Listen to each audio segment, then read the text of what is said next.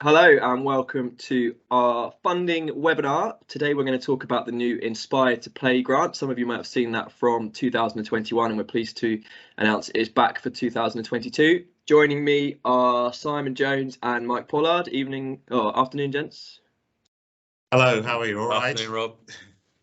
We're good. We've got some exciting projects to talk about, some exciting opportunities for clubs. Simon, do you want to so this was around last year, 2021. Do you want to talk through how clubs used it in 2021? Yes, sure. It was really successful. Probably a light touch grant scheme with grants on offer last year of £1,000 for promoting junior activity and a further £250 for promoting women and girls activity. I think we had 64 clubs took this up and we put some £73,000 into the recreational game. This year, ECB has got sort of four focus: kids cricket, family friendly clubs, cricket in urban areas, and transforming the game for women and girls.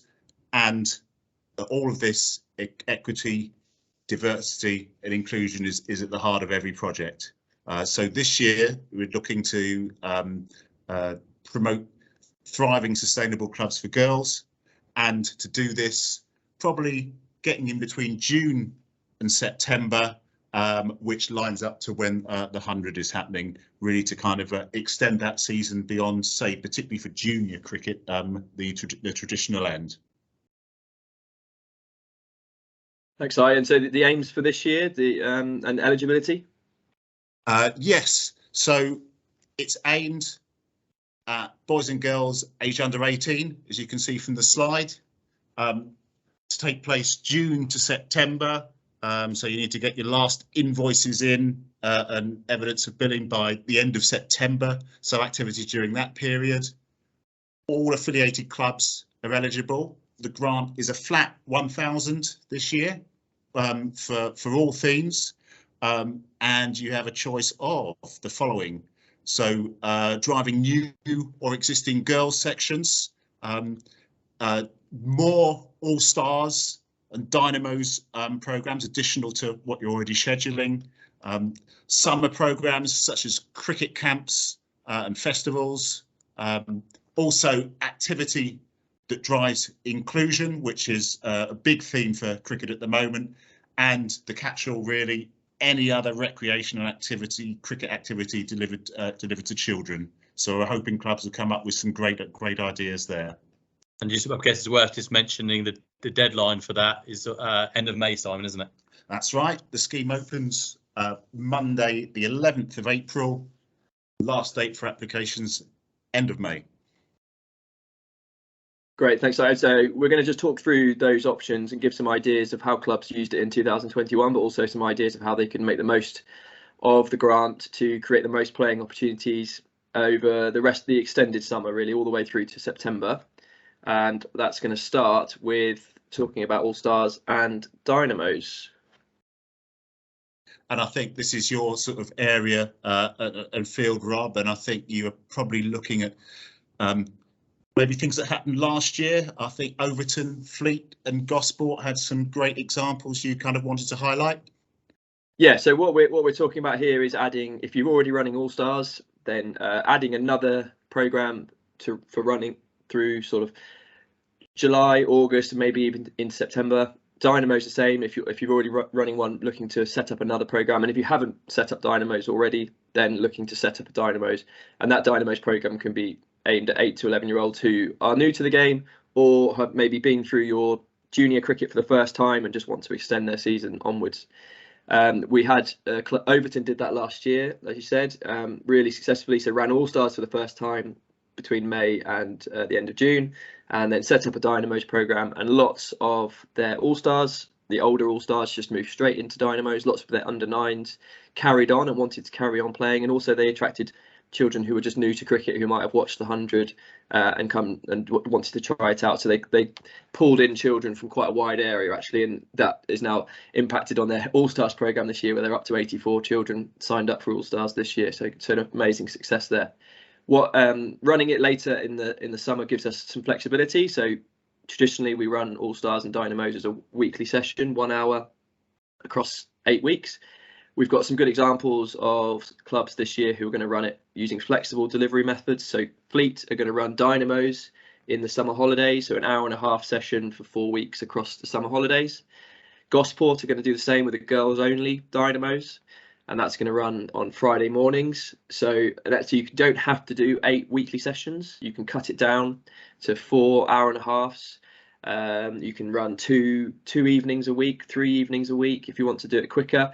So there's a lot more flexibility with All Stars and Dynamos during those summer holidays, because obviously there's a availability for the children to be there during the weekday. There's also possibly the availability of your pitch and your facilities, and of volunteers. I mean, noted down there some students hopefully being available and wanting some work over the summer. Teachers, if they want to get back involved with children in their time off, they might be available as well. We can set up activator training at very short notice. So if you have someone who wants to get involved and puts their hand up to run, maybe a different person who wants to run that All Stars or Dynamos during the second window, we can set up activator training at quick notice. So yeah, so if one of the options to use this Inspired Play grant is to set up extra All Stars and Dynamo centres, and they do need to be extra ones. So we'd like it to be a separate centre rather than extending your current sessions onwards. Well, lots of possibilities there on that front. I think also Mike's got some thoughts about how we could drive new and existing girls sections as well, which is another eligible theme. Yeah, as I think it's probably mentioned in the past, it's very much been around sort of the junior aspect, so both boys and girls. But I think thinking of, particularly those new clubs, both new and existing, there are different options there available, and lots of ideas to obviously extend the season. I think those existing clubs in particular, we've already sort of mentioned really, but thinking about holiday camps and additional training. So again, extending the season for those girls who are perhaps either played through the season, whether it's under 9s or 11s, they've actually had the full training and matches. It's an opportunity perhaps to extend that for either weekly training sessions or week camps, specifically for girls, which would really be a useful way of just extending that season for them. I think the other sort of option is around festivals. So again, match play opportunities, setting up festivals at the club. Might be during the day, during the week. Might be a weekend if there's space free, but thinking about again providing match play opportunities for girls. So again, they've got more opportunities to play. So obviously links it in well with the 100, as we just mentioned as well, with the amount of cricket with both the men and the women. Again, an opportunity there for hopefully to capture the imagination of some of those girls to continue playing throughout that period. I think again, another real good opportunity is around new clubs. So thinking around at the moment, there's many clubs, as Rob has mentioned, have got sort of All Stars and Dynamos. Within those sort of mixed groups, there will be a number of girls. And one idea potentially for clubs thinking about starting a girls section perhaps for next year may well be to pull out the girls from those existing centres. So your All Stars, your Dynamos, your under 9s, whatever else within the club, under 11 sections, and actually run some specific girls activity to those to them over the summer. So pull them out and just actually hopefully just get things moving and started for 2023 as a taste to where they might look to go. It might result in an under 9 girls section perhaps being started up as a result, or under 11s. So just really thinking outside the box and thinking, okay, how can we really kickstart our section to get girls more involved at the club? So just a few examples there really of perhaps how you could use a grant. Certainly some food for thought there. Another aim of the scheme, and really of cricket in general, is to drive inclusion, areas where perhaps people haven't participated so much in cricket before.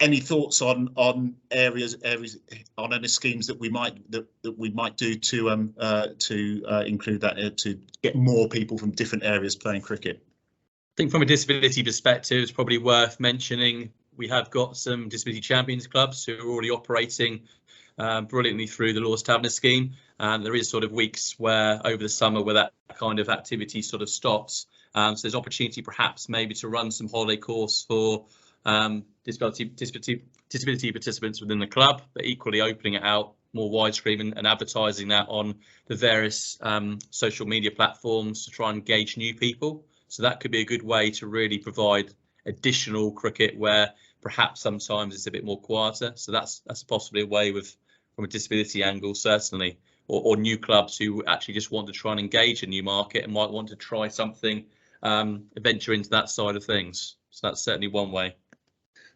Maybe, Rob, other areas might be where clubs could maybe target areas of deprivation that are in their sort of catchment area, or areas with people from ethnically diverse communities, particularly in an urban area. That's worked well in the past, isn't it, in areas that we've worked in, such as Hoglands Park in Southampton. Yeah, we did some good work with this last year, but we really have just scratched the surface of it. So we worked with Forley in Southampton, around in Portsmouth, Basingstoke and Aldershot as well. But yeah, we'd be keen to work with more clubs to really, if they want interested and want to reach out to their communities surrounding them. We are able to support that with this grant, but also support them with a partnership and see if we can involve our community coaches in the delivery as well. So any clubs that are interested in that, please get in touch, and we look to see if we can get these projects set up.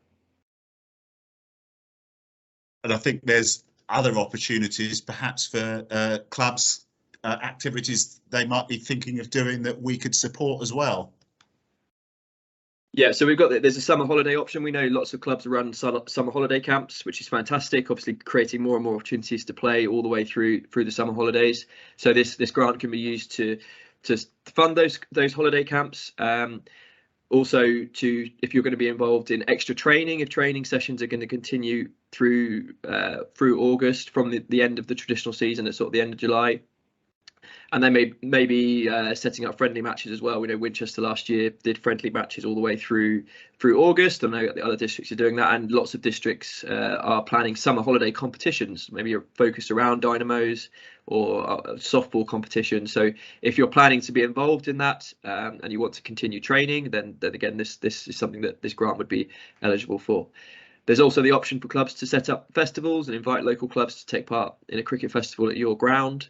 If you want to be sort of a hub for the area, so the New Forest, for instance, if you want to invite all the New Forest clubs to come along and play under 9 or under 11s and set up a softball festival, then that's something that you could do as well. So it kind of coincides with the start of the state school holiday, doesn't it? I think you found that with the 100 happening then, that really started to kick off and get a lot higher profile with the kids on the courses last summer.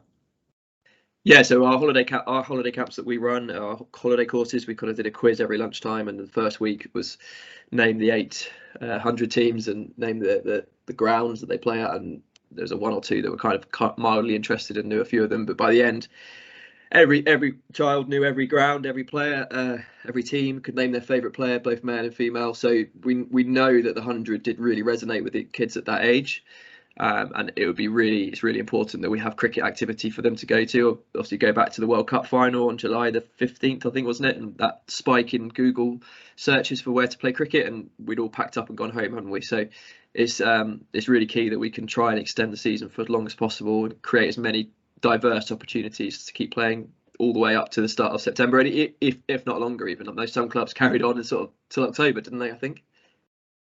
Indeed, yeah, I think that was a bit of a lead on sort of from the COVID year, but there's a great opportunity for clubs to get more people playing cricket who perhaps haven't played before. Really exciting times. I suppose the boring bit, I better talk a little bit about the process, and funnily enough, it seems to have fallen to me. I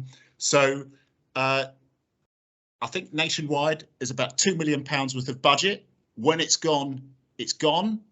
You apply from between April the 11th and the 31st of May. So we want to get those applications in as quick as possible. We trying to make it light touch. So the application will come into us and we'll have a look at it within a 2-week period. And then if we've got anything, we'll come back to you.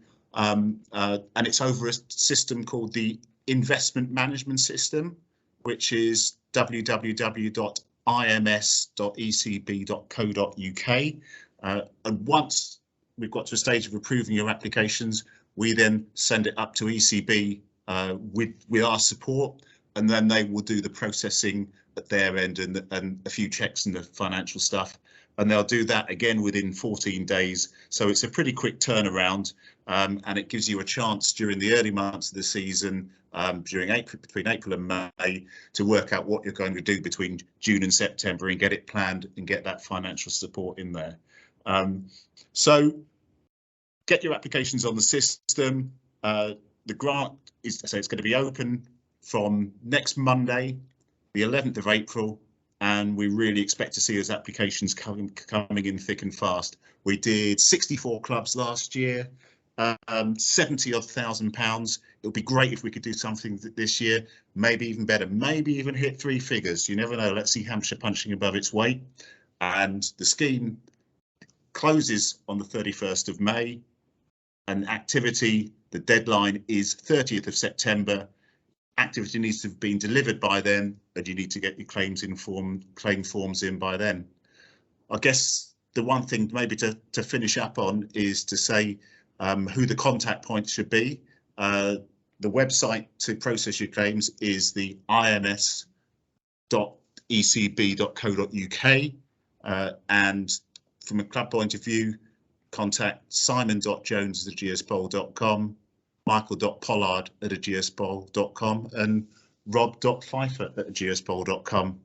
Hopefully that tops and tails it reasonably. Anything else to add or any thoughts, guys?